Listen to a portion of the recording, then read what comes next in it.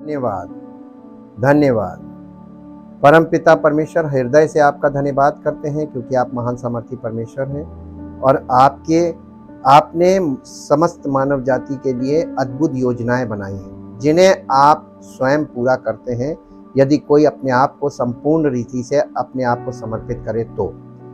और प्रभु, आप उसके जीवन को ऐसा अनमोल करते हैं कि वो अनंत जीवन का वारिस तो बनता ही बनता है और पृथ्वी पर जब तक हम जीवित हैं तब तक प्रभु आपका अनुग्रह, आपकी सामर्थ्य हमारी सहायता करती है और हर पड़ाव से हमें आप सुरक्षित निकालते जाते हैं। हर परीक्षा में आप हमारी अगुवाई करके हमें उन्नति में आगे बढ़ाते हैं ताकि प्रभु हमारा जीवन आपकी महिमा का कारण बने। इन सब बातों के लिए आपका धन्यवाद करते हैं। आपके पवित्र वचन के लिए आपका धन्यवाद करते हैं और पवित्र आत्मा के लिए बहुत धन्यवाद करते हैं क्योंकि उसी के द्वारा आपके वचन का सत्य हमारे जीवन में हमें प्राप्त होता है ताकि प्रभु हमारा जीवन सत्य पर आधारित हो और आपकी महिमा का कारण हो। धन्यवाद के साथ इस प्रार्थना को आपके इकलौते प्रभु यीशु मसीह के नाम से मांगते हैं, आमीन। Praise the Lord. हम परमेश्वर का धन्यवाद करते हैं the glory of God part 35 के लिए, Bible study about the doctrine of richness, यानी धार्मिकता की शिक्षा या धार्मिकता का सिद्धांत। However, the Bible is not always the foundation upon which people or churches build their doctrinal statements. इसका मतलब है कि हालांकि बाइबल हमेशा वो नींव नहीं होती जिस पर लोग या चर्च अपने सैद्धांतिक बयानों का निर्माण करते हैं। ये बिल्कुल सत्य है। Our sinful natures do not easily submit to God's decrees, यानी हमारे पापी स्वभाव आसानी से परमेश्वर के आदेशों के अधीन नहीं होता है क्योंकि हमारा स्वभाव पापी है। इसलिए made doctrine और नहीं, so we often pick and choose the parts of the Bible we are comfortable with and discard the rest. इसका मतलब ये हुआ कि इसलिए हम अक्सर बाइबल के उन हिस्सों को चुनते और सुनते हैं जिनके साथ हम सहज होते हैं और बाकी को त्याग देते हैं, या हम परमेश्वर की कही हुई बातों को मानव निर्मित सिद्धांत या परंपरा से बदल देते हैं। यानी दो काम करते हैं, या तो हम बाइबल की उन बातों को जो हमें पसंद नहीं है, हार्ड लग रही हैं, सत्य है और वो परमेश्वर की योजना का पार्ट है, लेकिन हम उसे ग्रहण नहीं करते हैं, अरे नहीं ये हमारे लिए नहीं है और हम ये नहीं कर सकते, ये हम ऐसा नहीं होगा। और we are replace what God says with a man made doctrine और ट्रेडिशन। और दूसरा काम ये करते हैं कि हम उस कड़वे सच की जगह हम मनुष्यों की शिक्षाओं को, मनुष्यों की ट्रेडिशंस जो रीतियां बनाते हैं, उन बातों को ग्रहण कर लेते हैं और कहते हैं कि ये हमारे लिए सत्य है। दिस इज नथिंग न्यू, ये कोई नया नहीं है। Jesus rebuked the scribes and Pharisees for teaching as doctrines the commandments of man. यीशु मसीह ने शास्त्रियों और फरीसियों को इस बात के लिए डांटा था कि वो मनुष्यों की आज्ञाओं को परमेश्वर के सिद्धांत के रूप में सिखाते थे। मरकुस रचित सुसमाचार 7 अध्याय का 7 पद पढ़ दीजिए। हाँ, मरकुस रचित सुसमाचार 7 अध्याय और उसका 7 पद। ये व्यर्थ, यीशु मसीह शास्त्रियों और फरीसियों से कह रहे हैं ये व्यर्थ मेरी उपासना करते हैं क्योंकि मनुष्यों की आज्ञाओं को, हाँ, यानी टीचिंग परमेश्वर के वचन के रूप में उन्हें बताते हैं, मनुष्यों की आज्ञाओं को सिखाते हैं और वो ये कहते हैं ये परमेश्वर का वचन है। यशायाह नबी की पुस्तक 29 अध्याय उसका 13 पद पढ़ दीजिए। प्रभु ने कहा ये लोग जो मुंह से मेरा आदर करते हैं, मुंह से मेरा आदर करते हुए समीप आते, परंतु अपना मन मुझसे दूर रखते हैं, और जो केवल जो केवल मनुष्यों की आज्ञा सुन सुनकर मेरा भय मानते हैं। ये मनुष्यों की आज्ञाएं सुनने लगे, परमेश्वर की आज्ञाओं को टाल देते हैं। False doctrine was rampant in New Testament times, यानी नए नियम के समय में यीशु झूठे सिद्धांत नए नियम के समय में प्रचलित थे, और पवित्र शास्त्र हमें बताता है कि ये जारी रहेगा, यानी झूठे सिद्धांत जारी रहेंगे आगे भी, और ये नए नियम के समय से शुरू हैं और आगे भी जारी रहेंगे। And the scripture tells us it will continue, यानी ये कंटिन्यू होता रहेगा। मत्ती रचित सुसमाचार उसका 7 अध्याय का 15 पद पढ़िए। नहीं, मत्ती 7 अध्याय का 15 पद। झूठे भविष्यवक्ताओं से ये कौन कह रहा है? यीशु मसीह कह रहा है। यीशु मसीह कह रहा है, झूठे भविष्यवक्ताओं से सावधान रहो, जो भेड़ों के भेष में तुम्हारे पास आते हैं, परंतु अंतर में यानी अंदर से वो फाड़ने वाले भेड़िए हैं, और उनके फलों से तुम उन्हें पहचानोगे। इसके बाद दूसरा पत्रस 2 अध्याय का 1 पद पढ़ दीजिए। इस प्रकार जिस प्रकार उन लोगों में, यानी पुराने नियम के लोगों में, इजराइलियों में झूठे भविष्यवक्ता थे, उसी प्रकार तुम में भी झूठे उपदेशक होंगे। तुम में भी होंगे, यानी कलीसिया में भी झूठे उपदेशक होंगे। जैसे इजराइलियों में झूठे भविष्यवक्ता थे, तुम में झूठे उपदेशक होंगे, जो नाश करने वाले पाखंड का उद्घाटन छिप छिप कर करेंगे, और उस स्वामी का, यानी यीशु मसीह का, उस स्वामी का जिसने उन्हें मोल लिया है, क्या करेंगे? इनकार करेंगे, और अपने आप को शीघ्र विनाश में डाल देंगे। यानी वो विनाश के फंदे में जा रहे हैं ऐसे लोग जो ये कर रहे हैं। पहला यूहन्ना 4 अध्याय उसका पहला पद पढ़ दीजिए।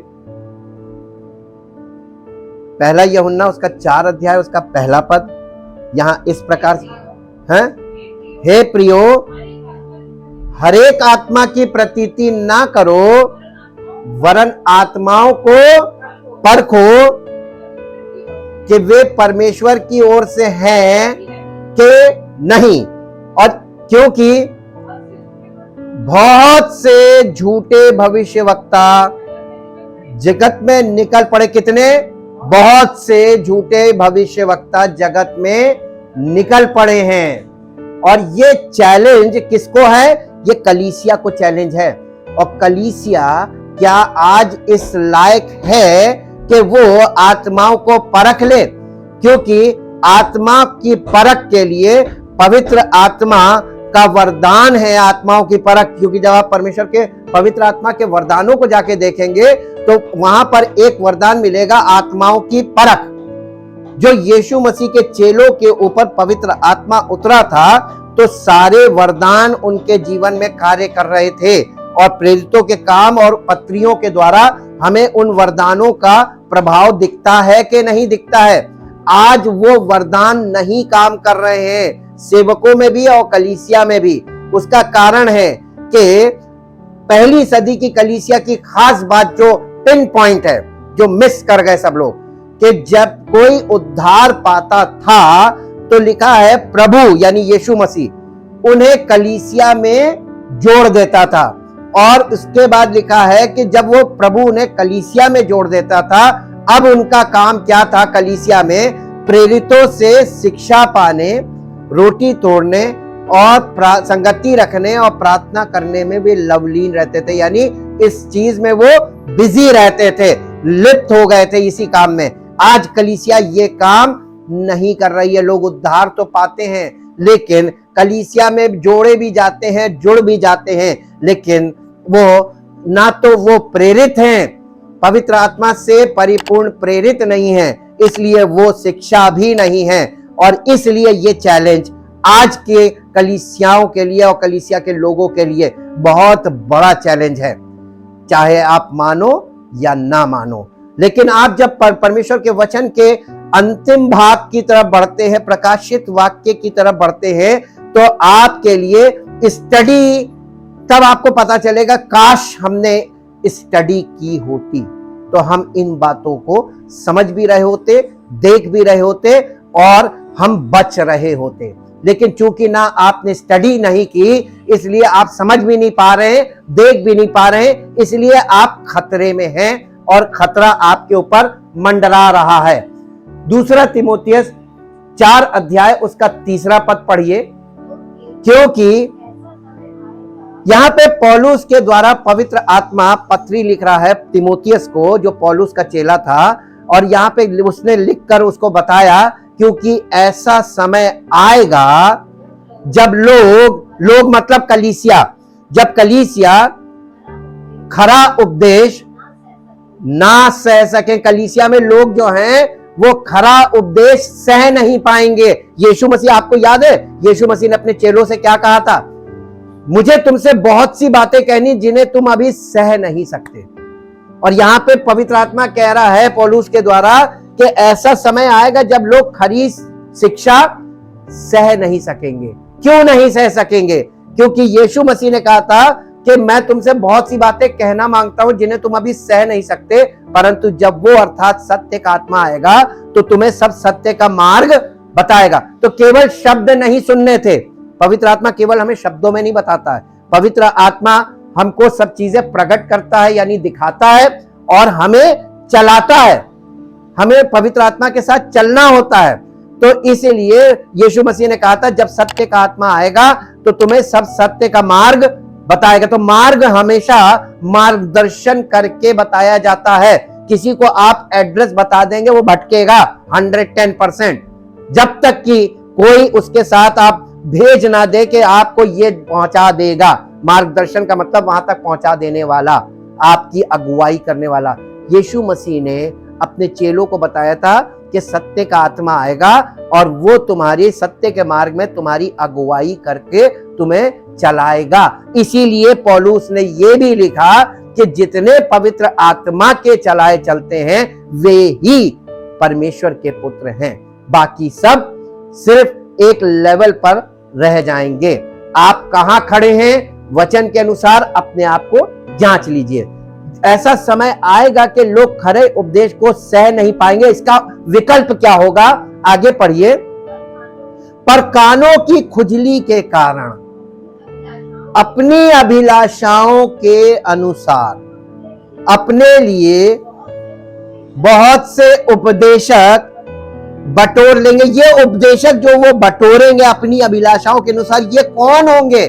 जिनके लिए लिखा है झूठे उपदेशक होंगे। झूठे उपदेशक उनकी अभिलाषाओं के अनुसार उनसे प्रचार करेंगे, उनको वचन सुनाएंगे, उनसे बातें करेंगे, उनसे डील करेंगे, जिससे वो लोग अपने आप को कंफर्टेबल फील करेंगे और परमेश्वर के उस वचन का निरादर होगा और जिससे उनका प्राण बचना था, जिस वचन के द्वारा, जिस पवित्र आत्मा की अगुवाई के द्वारा उन्हें परमेश्वर के राज्य में प्रवेश करना था और वहां पे वारिस बनना था, वो पूरा पार्ट माइनस हो जाएगा आपके जीवन से। The Bible gives stern warning to those who would teach false or incomplete doctrine simply because it is more compatible with man's ideas. इसका मतलब ये हुआ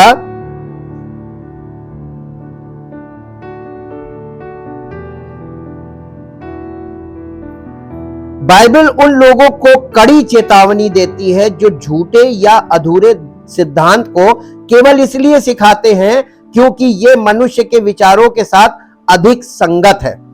पहला तीमुथियुस 6 अध्याय उसका 3 और 4 पद पढ़ दीजिए, जहां पर पौलुस के द्वारा पवित्र आत्मा ऐसे कहता है, यदि कोई और ही प्रकार का उपदेश देता है और खरी बातों को अर्थात हमारे प्रभु यीशु मसीह की बातों को या उसकी शिक्षाओं को और उस उपदेश को, उपदेश का मतलब यहां पर मालूम क्या है, इंग्लिश में डॉक्ट्रिन या सिद्धांत, उस उपदेश को नहीं मानता जो भक्ति के अनुसार है, तो वो अभिमानी हो गया है और कुछ नहीं जानता, वरन उसे विवाद और शब्दों पर तर्क करने का रोग हो गया है,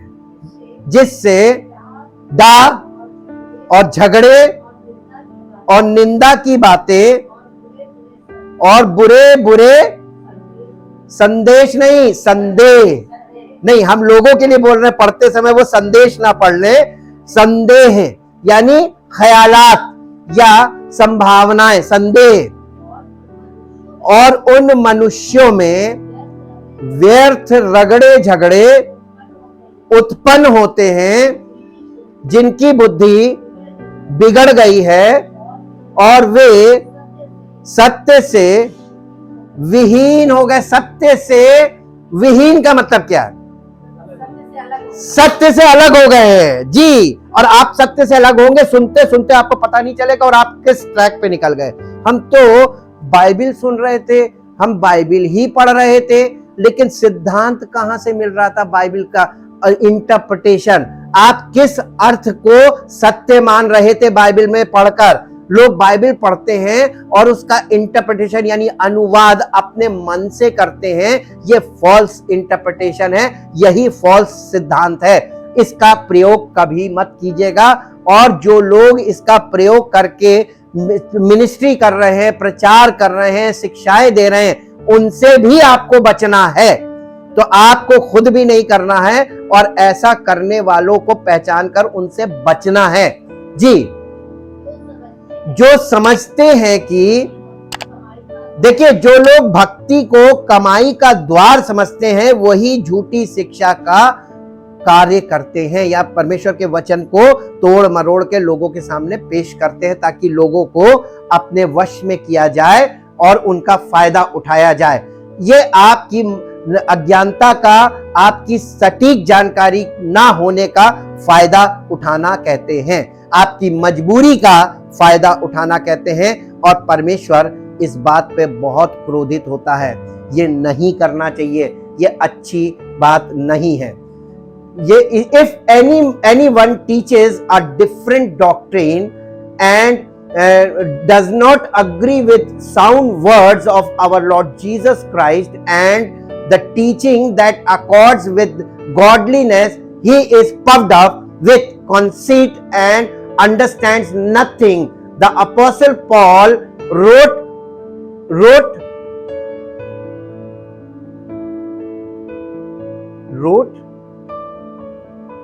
his words about perverting the gospel with false doctrine. Evidently, some people are throwing you into confusion and are trying to pervert the gospel of Christ. But if we or an angel from heaven should preach a gospel other than the one we preach to you, let them be under God's curse. Curse का मतलब होता है श्राप. As we have already said, so now I say again, if anybody is preaching to you a gospel other than what you accepted, let them be under God's curse. Galatians chapter 1 verse 7 to 9. गलातियों की पत्री पहला अध्याय 7 पद से 9 पद तक पढ़िए। यहां पौलुस इस प्रकार से कह रहा है, परंतु वो दूसरा सुसमाचार है ही नहीं। कोई दूसरा सुसमाचार नहीं, एक ही सुसमाचार है। अब आपने कौन सा सुसमाचार सुना? क्योंकि पौलुस ने अपनी सेवकाई के दौरान ढेर सारे सुसमाचारों का सामना किया और जो कि गलत थे और लोगों को कंफ्यूज कर रहे थे, और उसके खिलाफ खड़ा हुआ और उन्हें कंडेम किया।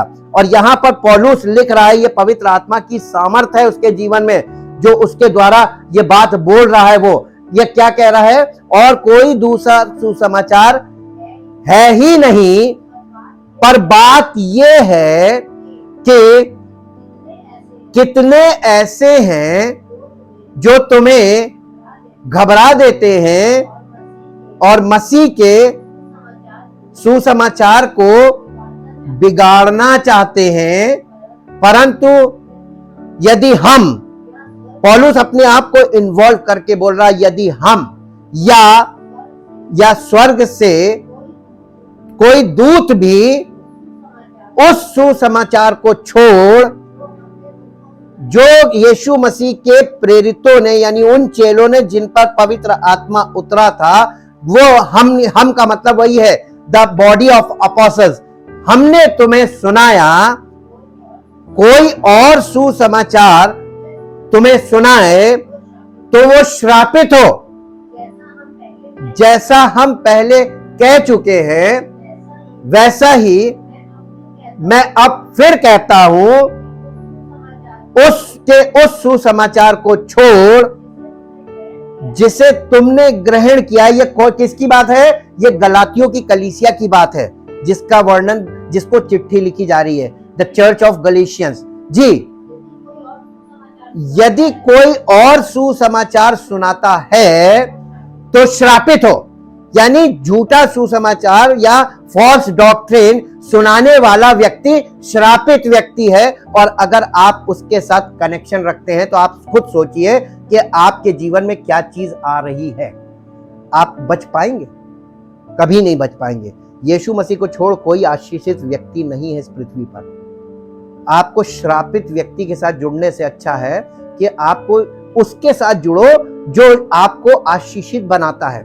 और इसीलिए परमेश्वर के वचन में इफिसियों की पत्री के पहले अध्याय के 3 पद में लिखा है कि परमेश्वर पिता ने कलीसिया को सब प्रकार की आत्मिक आशीषें उसमें दे दी, यानी मसीह में कलीसिया को दे दी स्वर्गीय स्थानों में। तो परमेश्वर ने तो कलीसिया को स्पिरिचुअल ब्लेसिंग्स दे दी इन हेवनली रेल्म, यानी स्वर्गीय स्थानों में मसीह में। और जो कोई मसीह में होगा और स्वर्गीय स्थानों में पहुंचेगा वो उन आशीषों का हकदार हो जाएगा या प्राप्त करने वाला बन जाएगा।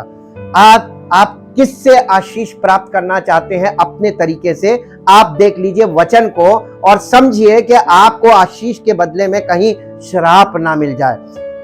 Doctrine is the world view by which we govern our lives. Doctrine क्या है? सिद्धांत, मसीही सिद्धांत क्या चीज है, इसको आपको और हमको समझना आवश्यक है। सिद्धांत वो विश्व दृष्टि है जिसके द्वारा हम अपने जीवन को नियंत्रित करते हैं। यानी डॉक्ट्रिन का मतलब जो हमारे जीवन को नियंत्रित करे। परमेश्वर का सिद्धांत जब हमारे जीवन में आ जाता है, सच्चा उद्धार प्राप्त करने के बाद, बॉर्न अगेन होने के बाद, पवित्र आत्मा प्राप्त करने के बाद, वो सिद्धांत आता हम लोगों के जीवन में, जिसके द्वारा जो हमारे अंदर हमको गवर्न करता है, यानी हमको गाइड करता है, ताकि हम जीवन में सही कदम उठाएं, सही निर्णय लें और सही चीजों को पहचानें और हर गलत चीज को ना बोलना सीखें। If our doctrine is based soundly upon scripture, अगर हमारे जीवन का जो सिद्धांत है, यदि हमारा सिद्धांत पवित्र शास्त्र पर पूरी तरह आधारित है, तो हम जान सकते हैं कि हम उस मार्ग पर चल रहे हैं जिसे परमेश्वर ने हमारे लिए बनाया है। और ये आप वचन के अनुसार जब वचन में बने रहेंगे लगातार, तब आपको चीजें समझ में आने लगेंगी, दिखने भी लगेंगी। The path of God, the path God design for us.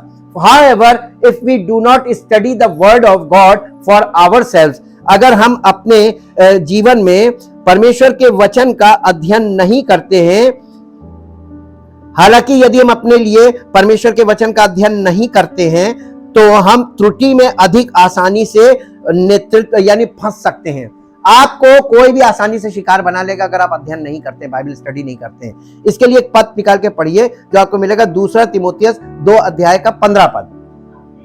अपने आप को परमेश्वर का ग्रहण योग्य और ऐसा काम करने वाला ठहराने का प्रयत्न कर जो लज्जित होने ना पाए और जो सत्य के वचन को ठीक रीति से काम में लाता हो। आप परमेश्वर के सत्य वचन को ठीक रीति से अगर नहीं पढ़ते, ठीक रीति से उसको नहीं समझते और कहां कौन से वचन के अनुसार क्या अर्थ है नहीं समझते, तो आप फंस जाएंगे झूठी शिक्षा में और शिकार हो जाएंगे। इसलिए स्टडी जरूरी है कि नहीं है? बच्चों को शिक्षित क्यों कर रहे हैं आप सांसारिक तौर पर? इसलिए ताकि बच्चे कहीं किसी चीज का शिकार ना हो जाए। परमेश्वर भी अपने बच्चों को शिक्षित करता है और ये पवित्र आत्मा के द्वारा ये शिक्षा है, परमेश्वर की शिक्षा। We are led more easily into error. हम बहुत आसानी से उस त्रुटि का शिकार हो सकते हैं। वो त्रुटि हम तमाम लोग खड़े हुए जो आपको त्रुटि में खींच ले जाएंगे और आप त्रुटि के तरह त्रुटिपूर्ण जीवन व्यतीत करने लगेंगे और आपको पता ही नहीं चलेगा। Although there are variety of minor issues upon which Christians disagree, यानी मसीही लोग बहुत से ऐसी बातें हैं, छोटे छोटे मुद्दे हैं जिन पर मसीही लोग असहमत हैं। सच्चा सिद्धांत कई अर्थों की तुलना में अधिक स्पष्ट है। सच्चा सिद्धांत जो अब आप वचन पर आधारित जब स्टडी करते हैं पवित्र आत्मा के द्वारा, तो आपके जीवन में ये जितने भी झूठे शिक्षा के जो अर्थ लेकर खड़े इंटरप्रिटेशन, ये सारे इंटरप्रिटेशन आपको भटका सकते हैं। लेकिन आप वचन का अध्ययन करेंगे, पवित्र आत्मा आपको हर चीज का सही मीनिंग दिखाएगा भी, बताएगा भी और उसमें से चलाएगा भी। True doctrine is clearer than many imply, यानी ढेर सारे गलत इंटरप्रिटेशन से परमेश्वर के वचन का सही अर्थ जो है वो अधिक स्पष्ट है। दूसरा पत्रस उसका पहला अध्याय और उसका 20 पद पढ़िए। ऐसा पौलुस क्यों कह रहा है? पर पहले ये जान लो कि पवित्र शास्त्र की यानी बाइबल की कोई भी भविष्यवाणी किसी के अपने ही विचारधारा के आधार पर, यानी इसमें कोई भी मनुष्य अपना अर्थ लेकर खड़ा हो सकता है लेकिन वो अर्थ मान्य नहीं है, वो मीनिंग गलत है। इसमें जो बातें लिखी हैं उसका अर्थ किसने लिखवाया है? पवित्र आत्मा ने। इसका अर्थ कौन बताएगा? जिसने लिखवाया है, पवित्र आत्मा ही बताएगा। इसलिए आपको पवित्र आत्मा के द्वारा जब इसका अर्थ मिलेगा तो वो सारे अर्थ गलत होंगे और तब आपको लगेगा कि हमने ना चलकर, पवित्र आत्मा के अनुसार ना चलकर अपना जीवन नष्ट कर लिया। इसलिए अपने आप को पहले से सतर्क कर लें, क्योंकि वचन की शिक्षा हमको आने वाले समय के लिए मजबूत भी बनाती है, उसका सामना करने लायक बनाती है और हम उसका सामना करके जयवंत होंगे, हमें जयवंत करती है, ताकि परमेश्वर की महिमा हमारे जीवन से प्रकट हो कि और ये हो कि ये वाकई में सच्चा मसीही है और ये पवित्र आत्मा के अनुसार जीवन व्यतीत करता है, तब परमेश्वर की महिमा होगी। No prophecy of scripture is a matter of one's own interpretation. There is a right interpretation of everything God says. इसका मतलब परमेश्वर इस पद के द्वारा ये भी बता रहा है कि ये तमाम मनुष्य, झूठे मनुष्य खड़े होंगे, झूठे प्रचारक खड़े होंगे, झूठे उपदेशक खड़े हो जाएंगे अंत के दिनों में और वो तरह तरह के अर्थ लोगों के सामने खोलेंगे बाइबल का। लेकिन तुम उन चीजों से सतर्क इसलिए हो जाना, पवित्र आत्मा के अनुसार चलना, बाइबल स्टडी में लगे रहना, पवित्र आत्मा से प्रेरित लोगों की संगति में रहना, और ताकि तुम इन चीजों से बच सको। क्योंकि परमेश्वर ये भी कह रहा है कि परमेश्वर के वचन का एक सही अर्थ है, ढेर सारे गलत अर्थों में एक सही अर्थ है। और इसीलिए पहला यूहन्ना 4 अध्याय में कहा कि आत्माओं को परखो। पवित्र आत्मा तो एक है, लेकिन भरमाने वाली ढेर सारी आत्माएं काम कर रही हैं और वो ढेर सारे इंटरप्रिटेशंस के द्वारा काम कर रही हैं। पवित्र आत्मा एक, परमेश्वर एक, उसका पुत्र एक, उसके उद्धार का कार्य एक, उसकी सारी योजना एक और उसका पवित्र वचन बाइबल एक। तो उसकी मीनिंग भी एक ही होगी, ट्रू इंटरप्रिटेशन। तो हमेशा यानी एक्यूरेसी वाला माइंड रखिएगा, एक्यूरेसी वाला माइंड। अगर एक्यूरेसी नहीं होगी तो नुकसान हमारा है। And it is our job, ये हमारी जिम्मेदारी है टू डिसर्न दैट मीनिंग, और परमेश्वर के उस सच्ची मीनिंग को, परमेश्वर के वचन के उस सच्चे अर्थ को जानना और उसको परखना, ये हमारी यानी कलीसिया के लोगों की व्यक्तिगत जिम्मेदारी है। अगर आपकी व्यक्तिगत जिम्मेदारी आप समझेंगे तो आप इस काम में लगे रहेंगे, यह आपकी पर्सनल रिस्पॉन्सिबिलिटी है। और not create an interpretation to suit our taste, अपनी इच्छा और अभिलाषा के अनुसार परमेश्वर के वचन का अनुवाद करके ना तो खुद समझे और ना किसी को इंटरप्रेट करके बताएं। किसी को ये वाली बातें अपने शब्दों में इंटरप्रेट, यानी परमेश्वर के वचन का इंटरप्रिटेशन अपने शब्दों में, अपनी बुद्धि से, अपनी इच्छा के अनुसार मत करना, यह कहा जा रहा है, बल्कि उसका सही अर्थ खोजना। और इसी को कहते हैं परमेश्वर को खोजना, सत्य को खोजना। God wants us to know his heart, परमेश्वर चाहता है कि हम लोग परमेश्वर के हृदय को जाने, और परमेश्वर के वचन के द्वारा ही हम परमेश्वर के हृदय को, यानी परमेश्वर की इच्छा को, परमेश्वर की योजना को जान सकते हैं। यह है उसके हृदय को जानना। And has given us his word, जो परमेश्वर ने अपना वचन हमें दिया है, उस वचन के द्वारा upon which we can build godly life, परमेश्वर के वचन पर आधारित हम अपने जीवन को परमेश्वरीय जीवन या आत्मिक जीवन बना सकते हैं। मत्ती रचित सुसमाचार 7 अध्याय का 24 पद क्या कहता है?